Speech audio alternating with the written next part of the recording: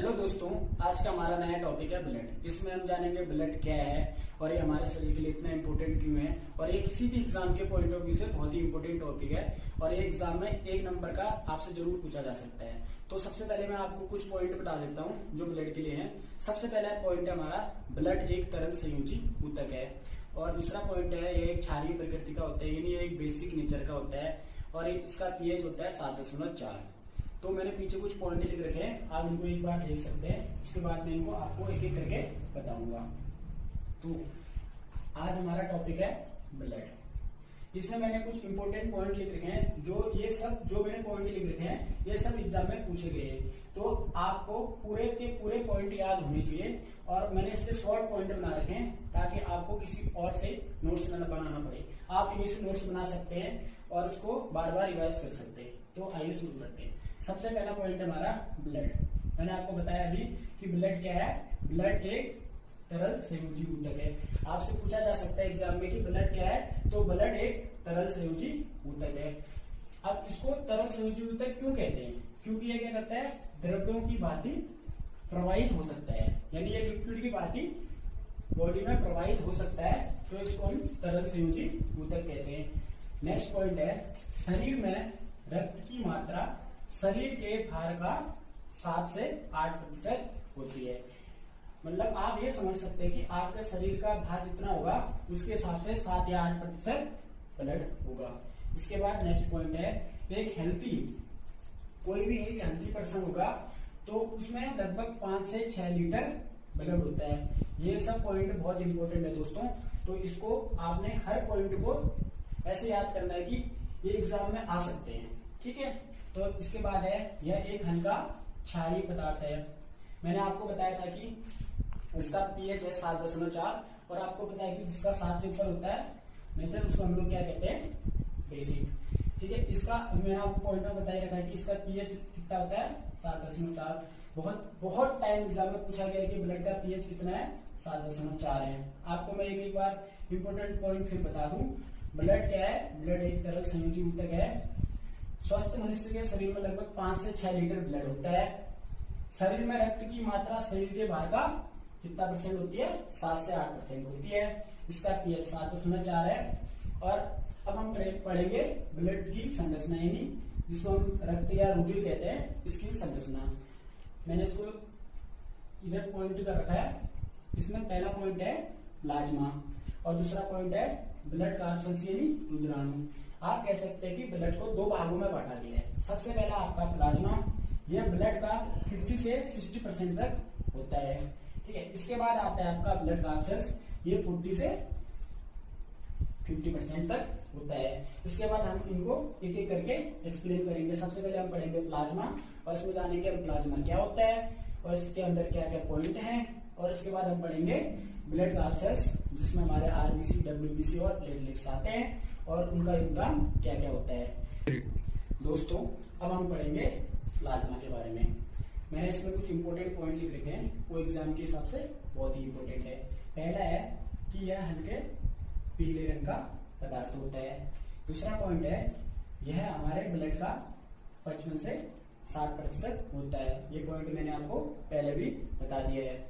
इसमें नेक्स्ट है, इसमें 90 से 92% जल होता है। एग्जाम में पूछा जा सकता है कि प्लाज्मा में सबसे ज्यादा प्रतिशत किसका है, तो प्लाज्मा में सबसे ज्यादा प्रतिशत है जल का। कितना, 90 से 92%। तथा इसमें जो अदर सब्सटेंस है, पहला है कार्बनिक और दूसरा है कार्बनिक पदार्थ। और मैंने नीचे कुछ लिख रखे हैं जो कार्बनिक पदार्थ हैं और कार्बनिक पदार्थ हैं। सबसे पहला आता है हमारा कार्बनिक पदार्थ, जिसमें सबसे पहले हमारा सोडियम क्लोराइड, दूसरा है हमारा सोडियम बाइकार्बोनेट।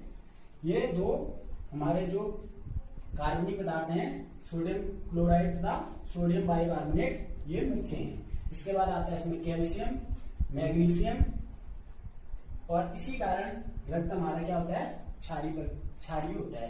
कार्बनिक पदार्थ sodium chloride, sodium bicarbonate, calcium तथा मैग्नीशियम के कारण ही ब्लड का नेचर बेसिक होता है। अब आते हैं हमारा अकार्बनिक पदार्थ। इसमें सबसे पहला है पचे भोज्य पदार्थ में अमीनो एसिड, ग्लूकोज तथा ग्लिसरॉल और फास्फोलिपिड। अब आपसे पूछा जाता है कि अमीनो एसिड कितने प्रकार का होता है, तो 20 प्रकार का।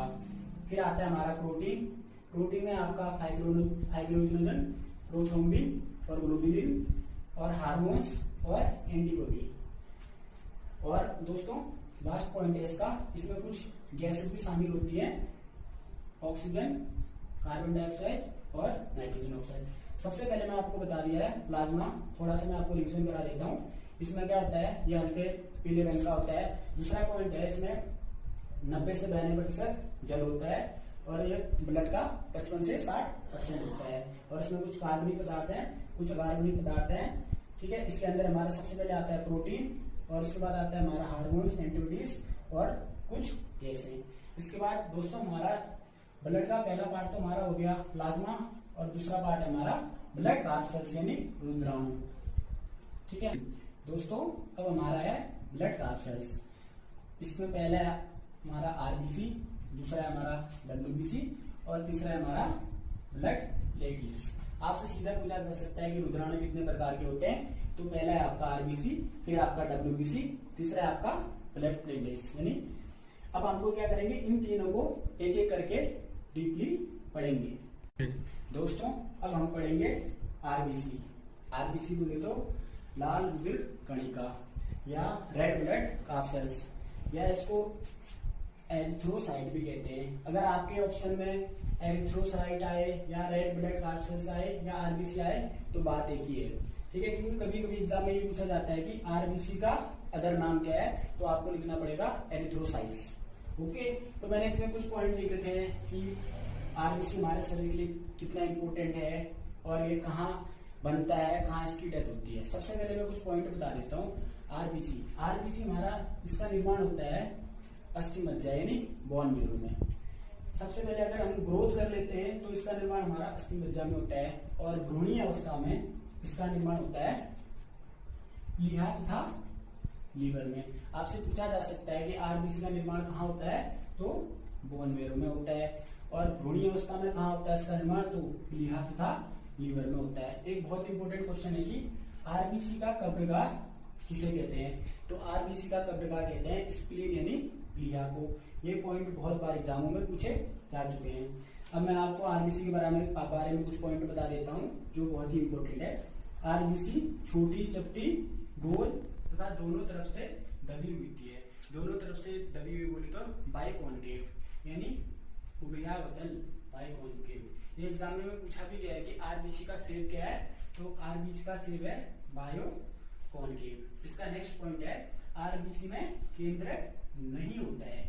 बहुत ही इंपॉर्टेंट पॉइंट है, आरबीसी में केंद्रक नहीं होता है, ठीक है। और लेकिन इसके अपवाद है ऊंट तथा लामा, इनके आरबीसी में केंद्रक होता है और हमारे जो आरबीसी है उसमें केंद्रक नहीं होता है। एक नेक्स्ट पॉइंट है इसमें, स्वस्थ मनुष्य में आरबीसी 45 से 50 लाख प्रति घन मीटर तक हो सकता है। बहुत इंपॉर्टेंट पॉइंट है दोस्तों। उसके बाद होता है ये इसमें नेक्स्ट पॉइंट है protein, iron, vitamin B6, vitamin B12, folic acid RBC के निर्माण में सहायक होता है। आपसे पूछा जा सकता है कि ये कौन, आपसे ऑप्शन में दे देगा कि कौन सा विटामिन आरबीसी के निर्माण में सहायक है, तो आपको बताना चाहिए vitamin B6, vitamin B12, folic acid, protein, iron, ये सब आरबीसी के निर्माण में बहुत सहायक है। इसके बाद एक बहुत इंपॉर्टेंट क्वेश्चन है कि आरबीसी का लाइफ टाइम कितना होता है, तो पता है दोस्तों आरबीसी का लाइफ टाइम है 120 डेज। क्योंकि बहुत लोग कहते हैं कि ब्लड को दान देने से हमारे शरीर में कमजोरी आ जाती है, लेकिन ऐसा कुछ नहीं है। आपको रक्तदान देना चाहिए क्योंकि आरबीसी 120 दिन बाद खुद ही डेड हो जाती है और खुद को रिसाइकिल करता है, तो इसलिए आप भी रक्तदान कीजिएगा। आपको मैं इसके दोबारा पॉइंट बता देता हूँ। आरबीसी को हम एरिथ्रोसाइट भी कहते हैं। इसका आकार बाइकॉन्केव होता है, इसका निर्माण अस्थि मज्जा में होता है और भ्रूणीय अवस्था में लीवर तथा प्लीहा में होता है और इसकी डेथ कहाँ होती है, स्प्लीन में। आपसे सीधे पूछा जाएगा कि कहाँ डेथ होती है, इसका कब्रगाह कहाँ है, बहुत इंपॉर्टेंट क्वेश्चन है, तो कहाँ होती है, स्प्लीन में। और नेक्स्ट पॉइंट है आरबीसी में क्या नहीं होता है, केंद्रक नहीं होता है। और दोस्तों इसके बाद हम पढ़ेंगे आरबीसी के कुछ इंपॉर्टेंट फंक्शन। तो दोस्तों आइए शुरू करते हैं हम इसके बारे में, फंक्शन के बारे में पढ़ना। दोस्तों अब पढ़ेंगे हम आरबीसी के कार्य। इसमें कुछ इंपॉर्टेंट पॉइंट है जो आपको मैं एक एक करके बताऊंगा। आरबीसी में एक लोहे युक्त प्रोटीन होता है जिसे हम क्या कहते हैं, हीमोग्लोबिन कहते हैं। जिसमें क्या होता है, हीमो एक वर्णक होता है, इसका लाल लाल रंग होता है, ठीक है। हीमोग्लोबिन इसमें क्या होता है, 95% तो ग्लोबिन होता है यानी प्रोटीन एवं 5% क्या होता है, रंजक यानी कलर होता है, ठीक है। जो हीमोग्लोबिन है इसमें एक वर्णक होता है, इसी के कारण क्या होता है, आरबीसी का रंग लाल होता है। हीमोग्लोबिन ये क्या करता है, यह O2 तथा CO2 के परिवहन में भाग लेता है। अब आपसे पूछा जा सकता है हीमोग्लोबिन या आरबीसी की कमी से कौन सा रोग हो जाता है, तो आरबीसी या हीमोग्लोबिन की कमी से क्या हो जाता है, एनीमिया हो जाता है। दूसरा पॉइंट है आरबीसी की कमी से एनीमिया हो जाता है। दूसरा पॉइंट है आरबीसी अगर हमारे ब्लड में अधिक हो जाए तो क्या हो जाता है, उसको हम कहते हैं पॉलीसाइथीमिया। तो इसमें कुछ पॉइंट है दोस्तों जो मैंने आपको बता दिया। आपसे पूछा जा सकता है कि आरबीसी में क्या पाया जाता है, हीमोग्लोबिन। ऐसे पूछा जा सकता है कि रक्त का रंग या कलर लाल क्यों होता है, तो हीमोग्लोबिन के कारण होता है। हीमोग्लोबिन में क्या होता है, 95% प्रोटीन होता है और 5% रंजक होता है। दोस्तों अब हमारा है डब्ल्यूबीसी यानी ल्यूकोसाइड। अगर आपसे पूछे डब्ल्यूबीसी है या ल्यूकोसाइड तो बात देखिए, आप सीधे सीधे एग्जाम में पूछा जा सकता है कि डब्ल्यूबीसी का अन्य नाम क्या है, तो है ल्यूकोसाइड। इसमें कुछ इंपॉर्टेंट पॉइंट हैं जो मैं आपको एक एक करके बताऊंगा और आपको पता है कि डब्ल्यूबीसी का मेन कार्य क्या है। सबसे पहले हमारे क्या करता है, रोग प्रतिरोधक क्षमता को बढ़ाता है, क्योंकि तभी तो हम डब्ल्यूबीसी को क्या कहते हैं, शरीर का पुलिसमैन। क्योंकि ये अगर कोई भी हमारे शरीर में बाहरी जीवाणु अटैक करता है तो उसको क्या करता है, ये किल करता है। इसमें हम एक एक करके इसके कुछ पॉइंट पढ़ेंगे जो एग्जाम के हिसाब से बहुत ही इंपॉर्टेंट है। तो आइए शुरू करते हैं। सबसे पहला है इसमें इसका निर्माण कहाँ होता है, बोन मैरो में होता है। जैसे आरबीसी का निर्माण भी कहाँ होता था, बोन मैरो यानी अस्थि मज्जा में होता है। इसमें पहला पॉइंट है, इसमें हीमोग्लोबिन अनुपस्थित होता है, यानी इसमें आप समझ सकते हैं कि डब्ल्यूबीसी यानी व्हाइट सफेद। अगर इसमें हीमोग्लोबिन अनुपस्थित होगा तो इसका कलर अपने आप क्या हो जाएगा, सफेद हो जाएगा। दूसरा है इसका निश्चित आकार नहीं होता है। आरबीसी का एक निश्चित आकार होता है, कौन सा, बायकॉन्केव, और डब्ल्यूबीसी का एक निश्चित आकार नहीं होता है। इसमें क्या है, ये आरबीसी की तुलना में हमारे शरीर में कम होता है। इसकी संख्या 5000 से 9000 प्रति घनमीटर होती है। नेक्स्ट पॉइंट है इसका जीवन काल। किसी किताब में दोस्तों 4 से 5 दिन दिया गया है और किसी में 10 से 13 दिन दिया गया है। और इसमें नेक्स्ट पॉइंट है दोस्तों, इसमें केंद्रक उपस्थित होता है। ऐसे आरबीसी में क्या था, केंद्रक अनुपस्थित था। दोस्तों इसमें अपवाद थे, लामा और ऊंट। अब इसको हमने डब्ल्यूबीसी को 2 पार्टों में डिवाइड कर रखा है। पहला आता है हमारा ग्रेनुलोसाइट यानी कणाकार, और दूसरा आता है हमारा एग्रेनुलोसाइट या अकणाकार, ठीक है। सबसे पहले हम लोग दोस्तों कणाकार के बारे में पढ़ते हैं। इसमें दोस्तों सबसे पहले हमारा इसिनोफिल्स, ये हमारा डब्ल्यूबीसी का 1 से 4% होता है। दोस्तों दूसरा है हमारा बेसोफिल्स, ये हमारा डब्ल्यूबीसी का 0.5% होता है। दोस्तों हमारा तीसरा है न्यूट्रोफिल, ये डब्ल्यूबीसी का दोस्तों 50 से 70% होता है। दोस्तों एग्जाम में पूछा गया है कि डब्ल्यूबीसी का कौन सा पार्ट सबसे ज्यादा है, तो वह न्यूट्रोफिल है। आपको ये पता होना चाहिए कि न्यूट्रोफिल 50 से 70% है, यानी डब्ल्यूबीसी में सबसे ज्यादा परसेंट किसका है, न्यूट्रोफिल का है। दोस्तों मैंने इसका इंपोर्टेंट कार्य नीचे लिख रखा है। न्यूट्रोफिल हमारे शरीर में क्या करता है, जीवाणु तथा अन्य बाहरी पदार्थों को नष्ट करता है। क्योंकि मैंने आपको बताया कि दोस्तों डब्ल्यूबीसी का कार्य क्या है, शरीर से बाहर से आने वाले रोगाणु से रक्षा करना। तो ये क्या करता है, इसमें न्यूट्रोफिल का मेन कार्य क्या है, जीवाणु तथा अन्य बाहरी पदार्थों को नष्ट करना। ऐसे इसमें इसिनोफिल है, इसका मेन कार्य क्या है दोस्तों, शरीर में संवेदनशीलता का कार्य करता है। आपसे पूछा जा सकता है कि शरीर में संवेदनशीलता का कार्य कौन करता है, तो इसिनोफिल्स करता है। दोस्तों इसका दूसरा पार्ट है अकणाकार यानी एग्रेनुलोसाइट। इसको भी 2 पार्टों में डिवाइड किया गया है। पहला हमारा है मोनोसाइट और दूसरा हमारा है लिम्फोसाइट। दोस्तों पहले मैं आपको थोड़ा मोनोसाइट के बारे में बता दूं। मोनोसाइट ये क्या करता है, शरीर में भ्रमण करते जीवाणु का नाश करता है। और इसका एक पार्ट भी है मैक्रोफेज, ये इतना इंपॉर्टेंट नहीं है। बस आप इतना याद कीजिएगा कि ग्रेनुलोसाइट यानी अकणाकार को 2 भागों में बांटा गया है, मोनोसाइट और लिम्फोसाइट। मोनोसाइट का कार्य क्या है, शरीर में भ्रमण करते जीवाणु का नाश। और दूसरा इसमें है दोस्तों लिम्फोसाइट क्या करता है, एंटीबॉडीज को बनाता है। बहुत ही इंपॉर्टेंट है। आपको ये पूछा जा सकता है कि डब्ल्यूबीसी में लिम्फोसाइट क्या करता है, तो ये क्या करता है, एंटीबॉडीज को बनाता है। अब इसके अंतर्गत दोस्तों आता है सबसे पहला बीटा सेल, और दूसरा आता है टी सेल, और इसके बाद आता है नेचुरल किलर सेल या एन सेल भी कह सकते हो। दोस्तों एक एग्जाम में पूछा जाता है कि अगर किसी को HIV हो जाता है तो शरीर में डब्ल्यूबीसी का कौन सा पार्ट खराब हो जाता है, तो शरीर में डब्ल्यूबीसी का टी सेल इफेक्टिव होता है। टी सेल को सबसे पहले HIV इफेक्ट करता है। दोस्तों हमने आपको बता दें कि डब्ल्यूबीसी को ल्यूकोसाइट कहते हैं, और इसके ये पार्ट इसिनोफिल, बेसोफिल, न्यूट्रोफिल ये हमारे कणागार में आते हैं, और कणागार में आपके मोनोसाइट और लिम्फोसाइट आते हैं। और दोस्तों मैंने इसमें ये भी बता दिया कि इसका निर्माण बोन मैरो में आता है। एक हमारे इसके बाद हमारा बचा है प्लेटलेट्स। तो दोस्तों इसके बाद हम पढ़ेंगे प्लेटलेट्स के बारे में। दोस्तों मैं डब्ल्यूबीसी के कुछ इंपोर्टेंट पॉइंट और बता देता हूँ। डब्ल्यूबीसी का कार्य तो मैंने आपको बता दिया, ये क्या करता है, रोग प्रतिरोधक क्षमता को बढ़ाता है। इसको तभी हम शरीर का क्या कहते हैं, पुलिसमैन कहते हैं या आर्मी मैन, जो भी आप कह सकते हैं। डब्ल्यूबीसी का मेन कार्य ये है कि हमारे क्या करता है, रोगों से लड़ने की क्षमता को इंक्रीज कर देता है। ठीक है, अब देखो दोस्तों एक पूछा जाता है कि अगर डब्ल्यूबीसी की कमी हो जाए तो उसको क्या कहते हैं, ल्यूकेमिया कहते हैं। अगर डब्ल्यूबीसी की अधिकता हो जाए तो उसको क्या कहते हैं, ल्यूकेमिया कहते हैं। आपसे सीधे सीधे एग्जाम में पूछा जा सकता है कि डब्ल्यूबीसी की कमी को क्या कहते हैं, ल्यूकेमिया, और डब्ल्यूबीसी की अधिकता को क्या कहते हैं, ल्यूकेपेनिया। दोस्तों हमारा तीसरा पॉइंट है इसमें थ्रोम्बोसाइट यानी प्लेटलेट्स। अब इसमें इंपोर्टेंट पॉइंट है, इसका निर्माण कहाँ होता है, अस्थि मज्जा में होता है। आपसे पूछा जा सकता है कि ब्लड प्लेट्स का निर्माण कहाँ होता है, अस्थि मज्जा में होता है। इसका जीवन काल कितना है दोस्तों, इसका जीवन काल है 7 से 10 दिन, और ये 1 घन मिलीलीटर रक्त में 3 लाख तक होता है। इसका आकार क्या होता है, अनिश्चित होता है। और इसके कार्य, थ्रोम्बोसाइट यानी ब्लड प्लेट्स का मेन कार्य क्या है, इसका मुख्य कार्य है ब्लड क्लॉट यानी रक्त के थक्के का निर्माण करना।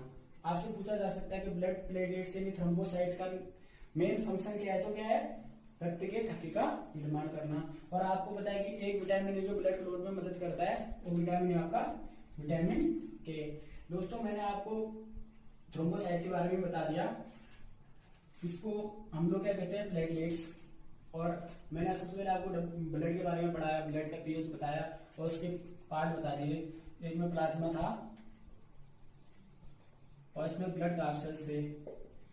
इसमें मैंने आपको बताया ये कितना % होता है, और इसके डब्ल्यूबीसी, आरबीसी और तथा प्लेट्स, और इनके कुछ फंक्शन भी आपको बता दिए। दोस्तों मैं आपको एक शॉर्ट नोट्स में कुछ आपको ब्लड के फंक्शन भी बता देता हूँ। दोस्तों रक्त के कार्य हैं, सबसे पहला है O2 का परिवहन। ये क्या करता है, ऑक्सीजन का परिवहन करता है। यह ऑक्सीजन को क्या करता है दोस्तों, लंग्स से शरीर के विभिन्न अंगों तक ले जाता है। आपसे पूछा जा सकता है कि रक्त का कार्य क्या है, तो ये ऑक्सीजन का परिवहन करता है। ऑक्सीजन को क्या करता है, लंग्स यानी फेफड़े से शरीर के विभिन्न अंगों तक ले जाता है। इसी प्रकार CO2 का परिवहन है, क्योंकि CO2 जब ये लंग्स में जाएगा तो इसको लंग्स से बाहर करेगा। दूसरा है भोज्य पदार्थों का पाचन, ये भी किसका है, रक्त का कार्य है। दोस्तों जब पाचन तंत्र में अवशोषित भोजन क्या होता है, ब्लड द्वारा ही विभिन्न अंगों में भेजा जाता है। तीसरा है हार्मोन्स का परिवहन। आपको पता होगा दोस्तों एंडोक्राइन ग्लैंड, वो भी ब्लड के माध्यम से इधर से उधर परिवहन करता है। तीसरा है रोगों से रक्षा, डब्ल्यूबीसी के माध्यम से। और डब्ल्यूबीसी किसका पार्ट है, ब्लड का। इसके बाद है शरीर का ताप नियंत्रण। शरीर में क्या करता है, ताप नियंत्रण कार्य करता है, रक्त करता है। उसके बाद दोस्तों क्या है, रक्त का जमाव। क्योंकि दोस्तों मैंने आपको बताया था कि ब्लड में प्लेटलेट्स होता है, तो वो क्या करता है, शरीर में रक्त का जमाव करता है अगर कहीं पे कट जाए तो। इसके बाद क्या करता है दोस्तों, ये वाटर बैलेंस भी करता है। इसमें मैंने कुछ इंपोर्टेंट पॉइंट लिखे हैं दोस्तों, जैसे आरबीसी की कमी, इसको क्या कहते हैं, एनीमिया। आरबीसी अगर अधिक हो जाए संख्या में तो पॉलीसाइथेमिया। अगर डब्ल्यूबीसी की कमी तो ल्यूकेपेनिया। अगर डब्ल्यूबीसी की अधिकता तो ल्यूकेमिया। दोस्तों मैंने आज ब्लड को एक पूरे चैप्टर को एक ही पार्ट में या एक ही शॉर्ट नोट्स में तैयार कर रखा है, और ये